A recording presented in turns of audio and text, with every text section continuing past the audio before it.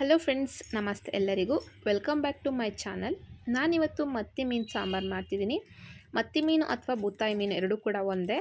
ಈ ಸಾಂಬಾರು ತುಂಬ ಟೇಸ್ಟಿಯಾಗಿರುತ್ತೆ ಮತ್ತು ತುಂಬ ಚೆನ್ನಾಗಿರುತ್ತೆ. ನಾನು ಬಂದು ಇದನ್ನು ಮಂಗಳೂರು ಸ್ಟೈಲಲ್ಲಿ ಮಾಡ್ತಾಯಿದ್ದೀನಿ. ನನಗೆ ಎಷ್ಟು ಗೊತ್ತು ಅಷ್ಟು ಆ ರೀತಿಯಲ್ಲಿ ಮಾಡ್ತಾಯಿದ್ದೀನಿ. ಏನಾದರೂ ತಪ್ಪಿದ್ರೆ ದಯವಿಟ್ಟು ಕ್ಷಮಿಸಿ. ನೋಡಿ, ನನಗೆ 8 ಮೀನು ಸಿಕ್ಕಿದೆ. ಅರ್ಧ ಕೆ ಜಿ ತೊಗೊಂಡಿರೋದು. 1 ಕೆ ಜಿ ಆದರೆ 16 ಸಿಕ್ತಿತ್ತು. ಮೀಡಿಯಮ್ ಸೈಜಲ್ಲಿ ತೊಗೊಂಡಿರೋದು. ಸೊ ಇದಕ್ಕೆ ನಾನು ಮಸಾಲಾನ ಆವಾಗಲೇ ರೆಡಿ ಮಾಡ್ಕೊತಾ ಇರೋವಂಥದ್ದು. ಸೊ ಅದಕ್ಕೆ ಒಂದು ಪ್ಯಾನ್ ಇಟ್ಕೊಂಡು ಸ್ಟವ್ ಮೇಲೆ ಅದು ಬಿಸಿ ಆದ ನಂತರ ನಾನು ಒಂದು 7ರಿಂದ 8 ಬ್ಯಾಡಗಿ, ಹಾಗೆ 1 ಸ್ಪೂನಷ್ಟು ಜೀರಿಗೆ, ಅರ್ಧ ಸ್ಪೂನಷ್ಟು ಮೆಂತ್ಯ, ಹಾಗೆ 1/4 ಸ್ಪೂನಷ್ಟು ಸಾಸಿವೆ, ಜೊತೆಗೆ ಒಂದು 6ರಿಂದ 7 ಕಾಳು ಮೆಣಸು ಹಾಕ್ಕೊತಾ ಇದ್ದೀನಿ. ಇದನ್ನು ಸ್ವಲ್ಪ ರೋಸ್ಟ್ ಮಾಡಿದ ನಂತರ ತುರಿದಿಟ್ಕೊಂಡಿರೋಂಥ ತೆಂಗಿನ ತುರಿ ಹಾಕ್ಕೊಂಡು ಸ್ವಲ್ಪ ರೋಸ್ಟ್ ಮಾಡೋಣ. ಇದಕ್ಕೆ ಒಂದು 2 ಸ್ಪೂನಷ್ಟು ದೊಡ್ಡ ಸ್ಪೂನಲ್ಲಿ ಕೊತ್ತಂಬರಿ ಬೀಜ ಹಾಕ್ಕೊತಾ ಇದ್ದೀನಿ. ಅದನ್ನೆಲ್ಲನೂ ಚೆನ್ನಾಗಿ ಡ್ರೈ ರೋಸ್ಟ್ ಮಾಡೋಣ. ಯಾವುದೇ ರೀತಿ ಆಯಿಲ್ ಹಾಕಿ ರೋಸ್ಟ್ ಮಾಡುವಂಥ ಅವಶ್ಯಕತೆ ಇಲ್ಲ. ಮತ್ತು ಈ ಸಾಂಬಾರು ತುಂಬ ಖಾರ ಮಾಡೋ ಹಾಗಿಲ್ಲ. ಸೊ ಅದಕ್ಕಾಗಿ ನಾನು ಬ್ಯಾಡಗಿ ಅಷ್ಟೇ ಹಾಕ್ಕೊತಿದ್ದೀನಿ. ಇದನ್ನು ಇನ್ನೊಂದು ಥರ ಮೆಥಡಲ್ಲಿ ಕೂಡ ಮಾಡ್ಬೋದು, ನಾರ್ಮಲ್ ಮೀನು ಸಾಂಬಾರು ಥರ. ಬಟ್ ನಾನು ಮಂಗಳೂರು ಸ್ಟೈಲಲ್ಲಿ ಮಾಡ್ತಾ ಇರೋದ್ರಿಂದ ಅಲ್ಲಿ ಇದೇ ರೀತಿ ಮಾಡೋದು. ಸೊ ಮಾಡ್ತಾಯಿದ್ದೀನಿ. ಚೆನ್ನಾಗಿ ರೋಸ್ಟ್ ಆದ ನಂತರ ಸ್ವಲ್ಪ ಅರಿಶಿನ ಪುಡಿ ಆ್ಯಡ್ ಮಾಡಿಬಿಟ್ಟು ಒಂದು ಸಣ್ಣ ನಿಂಬೆಹಣ್ಣಿನ ಗಾತ್ರದಷ್ಟು ಹುಣಸೆಹಣ್ಣು ತೊಗೊತಿದ್ದೀನಿ. ಅದನ್ನು ಕೂಡ ಆ್ಯಡ್ ಮಾಡಿಕೊಂಡು ಮತ್ತು ಒಂದು ಸಣ್ಣ ಈರುಳ್ಳಿನ ಕಟ್ ಮಾಡಿ ಹಾಕ್ಕೊಂಡು ಅದನ್ನೆಲ್ಲನೂ ಹಾಗೆ ರೋಸ್ಟ್ ಮಾಡಿಕೊಂಡು ಮಿಕ್ಸಿ ಜಾರಿಗೆ ಹಾಕ್ಕೊಂಡು ಅದಕ್ಕೆ ಸ್ವಲ್ಪ ಅರ್ಧ ಟೊಮೆಟೊ ಹಾಕ್ಕೊಂಡು ನೈಸ್ ಪೇಸ್ಟ್ ಮಾಡ್ಕೊಂಬಂದಿದ್ದೀನಿ. ನೋಡಿ, ನಿಮಗೆ ಕಾಣಿಸ್ತಾ ಇರ್ಬೋದು.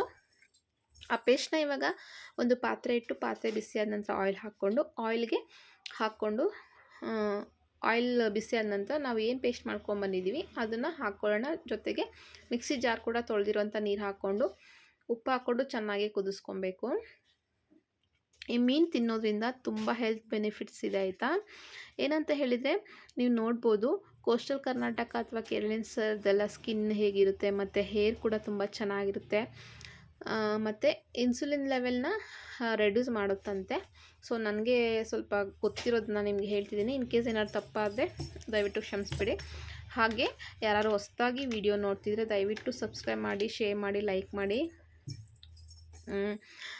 ಮೀನು ಇದರಲ್ಲಿ ಫ್ರೈ ಕೂಡ ಮಾಡ್ಬೋದು, ತುಂಬ ಚೆನ್ನಾಗಿರುತ್ತೆ, ಆಯಿತಾ. ನನಗೆ 8 ಮೀನು ಸಿಕ್ಕಿತ್ತಂತ ಹೇಳಿದೆ ಅಲ್ವಾ. ಇದರಲ್ಲಿ 6 ಮೀನನ್ನ ನಾನು ಸಾಂಬಾರ್ಗೆ ಹಾಕ್ಕೊತಿದ್ದೀನಿ. ಇನ್ನು 2 ಮೀನನ್ನ ಫ್ರೈ ಮಾಡಿಕೊಂಡೆ. ನೋಡಿ, ಚೆನ್ನಾಗಿ ಕುದಿಬೇಕು. ಕುದಿದ ನಂತರ ನೀವು ಏನು ನೀಟಾಗಿ ತೊಳೆದಿಟ್ಕೊಂಡಿರ್ತೀರಲ್ವ ಆ ಮೀನನ್ನ ಹಾಕ್ಕೊಬೇಕು. ಈ ಸಾಂಬಾರಿಗೆ ಬೇಕಿದ್ರೆ ನೀವು ಮೇಲ್ಗಡೆಯಿಂದ ಶುಂಠಿನ ಕಟ್ ಮಾಡಿ ಹಾಕ್ಕೋಬೋದು. ಶುಂಠಿ, ಟೊಮೆಟೊ, ಹಾಗೆ ಒಂದು ಮೆಣಸಿನಕಾಯಿ ಕೂಡ ಹಾಕ್ಕೋಬೋದು. ಅದು ಇನ್ನೊಂಥರ ಫ್ಲೇವರ್ ಕೊಡುತ್ತೆ. ನಾನು ಇಲ್ಲಿ ಏನೂ ಹಾಕಿಲ್ಲ. ಅದು ಕೆಲವ್ರಿಗೆ ಬಾಯಿಗೆ ಸಿಕ್ಕಿರೋ ಇಷ್ಟ ಆಗಲ್ಲ. ಸೊ ಹಾಗಾಗಿ ನಾನು ಹಾಗೆ ಪ್ಲೇನಾಗಿ ಮಾಡ್ಕೊಂಡಿದ್ದೀನಿ. ಮೀನು ಹಾಕಿ ಒಂದು 2 ನಿಮಿಷ ಕುದಿಸಿದ್ರೆ ಸಾಕು. ಅದೇ ಬಿಸಿಗೆ ಮೀನು ಬೆಂದೋಗಿಬಿಡುತ್ತೆ. ಮೀನು ಹಾಕೋಕ್ಕಿಂತ ಮೊದಲು ಉಪ್ಪು ಖಾರ ಎಲ್ಲ ನೋಡಿಕೊಂಡು ಆ್ಯಡ್ ಮಾಡೋದಿದ್ರೆ ಆ್ಯಡ್ ಕೂಡ ಮಾಡ್ಬೋದು. ನೋಡಿ, ಸೂಪರಾಗಿರೋಂಥ ಸಾಂಬಾರು ರೆಡಿ ಆಯಿತು. ಈ ಸಾಂಬಾರನ್ನ ಅನ್ನದ ಜೊತೆ ಚೆನ್ನಾಗಿರುತ್ತೆ. ಇವನ್ ಮುದ್ದೆಗೂ ಮಂಗಳೂರು ಕಡೆ ಎಲ್ಲ ಮಾಡೋದು ಬಾಯ್ಲ್ಡ್ ರೈಸ್ಗೆ ಸಖತ್ತಾಗಿರುತ್ತೆ. ನಿಮಗೆ ತಿಕ್ನೆಸ್ ನೋಡ್ಕೊಂಡು ಮಾಡ್ಬೋದು. ತುಂಬ ತಿಕ್ನೆಸ್ ಬೇಕು ಅಂದರೆ ಆ ಥರನೂ ಮಾಡ್ಬೋದು, ಇಲ್ಲ ಸ್ವಲ್ಪ ಮೀಡಿಯಮ್ ಆಗಿದ್ದ ಥರನೂ ಮಾಡ್ಕೋಬೋದು. ನಿಮಗೆ ಯಾವ ಥರ ಇಷ್ಟ ಆಗುತ್ತೆ ಆ ಥರ ಮಾಡ್ಕೊಳ್ಳಿ.